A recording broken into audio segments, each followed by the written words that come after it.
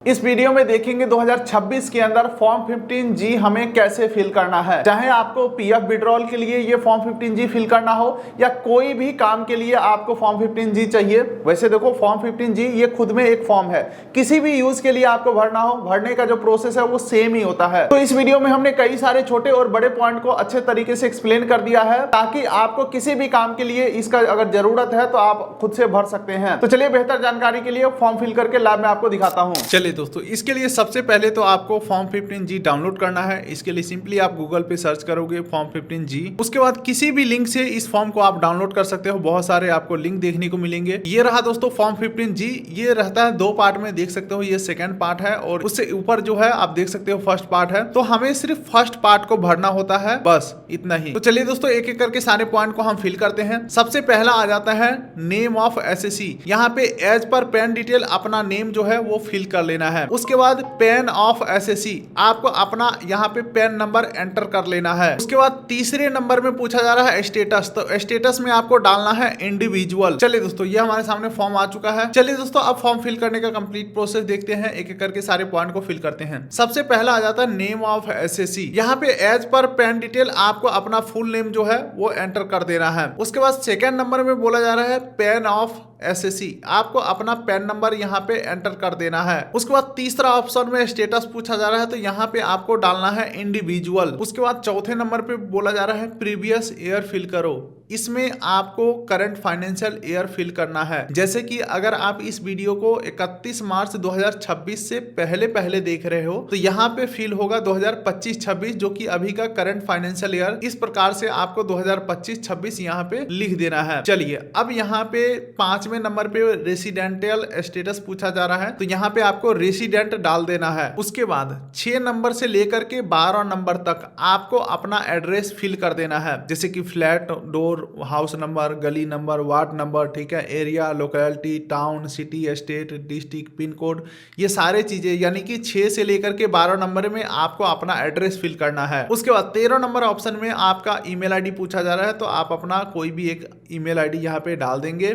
उसके बाद 14 नंबर में टेलीफोन नंबर पूछा जा रहा है या मोबाइल नंबर, तो यहाँ पे आपको अपना मोबाइल नंबर डाल देना है। चलिए दोस्तों उसके बाद 15 नंबर में यहाँ पे पूछा जा रहा है कि क्या आपने पहले कभी आईटीआर फाइल किया है। अगर आप यस करते हैं तो कौन से फाइनेंशियल ईयर का आपने आईटीआर फाइल किया है वो आपको यहाँ पे डालना पड़ेगा। तो अब तक हमने मान के चलो पहले से कोई आईटीआर फाइल नहीं किया है तो सिंपली हम यहाँ पे नो पे टिक कर देंगे। चलिए दोस्तों अब यहाँ पे 16 नंबर में पूछा जा रहा है estimated income for which this declaration is made, यानी कि कितना रुपया आप कहीं से निकालने जा रहे हो जिसके लिए इस फॉर्म का आपका जरूरत पड़ गया है। यानी कि सिंपल शब्दों में कहूं तो आपका पीएफ विड्रॉल अमाउंट कितना था जिसके लिए इस फॉर्म का जरूरत पड़ गया है। तो यहाँ पे एस्टिमेटेड अमाउंट बता रहा है, एग्जैक्ट अमाउंट नहीं पूछा जा रहा है। तो मान के चलो हम यहाँ पे 1 लाख डाल देते हैं, ठीक है। तो आपको भी एक बार पीएफ का पासबुक चेक कर लेना है और जो आपको अमाउंट लग रहा है उसके आसपास का अमाउंट यहाँ पे राउंड ऑफ करके डाल देना है। चलिए आगे बढ़ते हैं। 17 नंबर में पूछा जा रहा है आपके इस फाइनेंशियल ईयर का टोटल इनकम कितना है, इंक्लूडिंग ये जो पैसा आप विड्रॉ कर रहे हो, यानी कि अभी जो हम 1 लाख रुपया पीएफ विड्रॉ कर रहे हैं ये लगा करके और आपका और भी अदर इनकम से, यानी कि टोटल आपका इनकम कितना है इस फाइनेंशियल ईयर का, देख सकते हैं इंक्लूडिंग कॉलम 16। तो ये कॉलम 16 हुआ, ठीक है। तो मान के चलो 1 लाख रुपया हमने पीएफ से निकाला है, बाकी 2 लाख रुपया हमने सैलरी से कमाया है या सेविंग अकाउंट से ब्याज वगैरह आया है, तो वो सब मिला करके 2 लाख उधर और 1 लाख ये, तो टोटल हम यहाँ पे लिख देंगे 3 लाख। वैसे मैं यहाँ पे एक एग्जाम्पल के लिए 1 लाख, 2 लाख, 3 लाख बता रहा हूँ, आप अपने हिसाब से अपना इनकम को कैलकुलेट करके यहाँ पे डालेंगे। चलिए 17 नंबर पॉइंट तक हमने समझ लिया है आसानी से। चलिए दोस्तों अब आगे बढ़ते हैं। तो यहाँ पे 18 नंबर पॉइंट में पूछा जा रहा है कि इस फाइनेंशियल ईयर के अंदर इस फॉर्म के अलावा कोई अदर जगह भी क्या आपने फॉर्म 15G फिल किया है, यानी कि सबमिट किया है।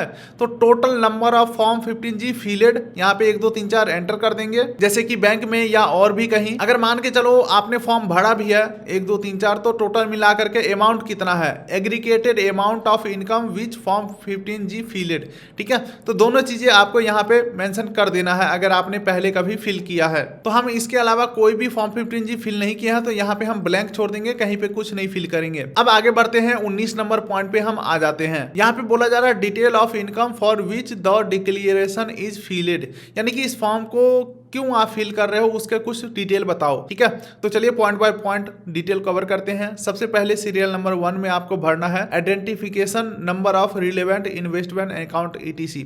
ठीक है, तो यहाँ पे आपको अपना UAN नंबर डाल देना है। ठीक है, नेचर ऑफ इनकम के अंदर आपको PF विड्रॉल डाल देना है। उसके बाद अगला पूछा जा रहा है section under which tax is deductible, तो यहाँ पे 192A डाल देना है। ठीक है, 192A रहेगा। उसके बाद अमाउंट ऑफ इनकम के अंदर आपको अपना PF विड्रॉल अमाउंट डाल देना है। जैसा कि हमने पीछे 1 लाख डाला है तो यहाँ पे हम 1 लाख डाल देंगे, यानी कि जो अमाउंट आपने पॉइंट नंबर 16 यानी कि 16 में डाला है वो सेम अमाउंट यहाँ पे डाल देना है। उसके बाद दोस्तों आगे बढ़ते हैं तो सिग्नेचर ऑफ द डिक्लेरेंट, यहाँ पे आपको अपना पैन कार्ड वाला सिग्नेचर कर देना है। ठीक है, उसके बाद यहाँ पे आपको नीचे VNI के सामने आपको अपना फुल नेम डाल देना है पैन कार्ड वाला। और फिर आगे बढ़ोगे तो प्रीवियस ईयर एंडिंग ऑन, तो यहाँ पे इस फाइनेंशियल ईयर का एंडिंग डेट डाल देना है जो कि रहेगा 31/3/2026। वहीं पे अगर आप इस वीडियो को 1 अप्रैल 2026 के बाद देखोगे तो यहाँ पे 31/3/2027 फाइनेंशियल ईयर हो जाएगा। तो यहाँ पे 31/3/2027 ईयर एंडिंग हो जाएगा और फाइनेंशियल ईयर भी चेंज होकर के 26/27 हो जाएगा। उम्मीद करता हूँ अगर आप इस वीडियो को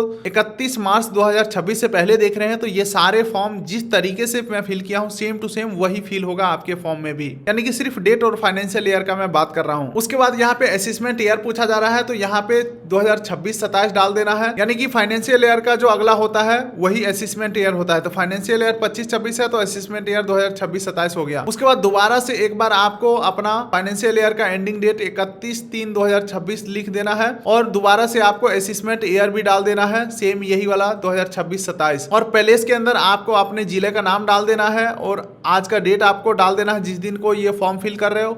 उसके बाद सिग्नेचर ऑफ द डिक्लेरेंट, आपको अपना एक और सिग्नेचर कर देना है और इस प्रकार से जो आपका फॉर्म है वो फुल्ली रेडी हो जाता है। वैसे इस फॉर्म को फिजिकली भी यानी कि प्रिंट करके भी फिल कर सकते हो या आप इस फॉर्म को डिजिटली भी फिल कर सकते हो, जैसे कि वर्ड फाइल में फिल कर लोगे उसके बाद प्रिंट करके और यहाँ पे आपको सिग्नेचर कर देना है और फिर उसे स्कैन करके जहां भी अपलोड करना है कर सकते हो। तो इस प्रकार से दोस्तों फॉर्म 15G फिल हो जाएगा। उम्मीद करता हूँ वीडियो आपको अच्छा लगा तो वीडियो कर दिए लाइक, चैनल कर दिए सब्सक्राइब, ताकि मिलेंगे ऐसे ही किसी अगले वीडियो में। तब तक के लिए नमस्कार।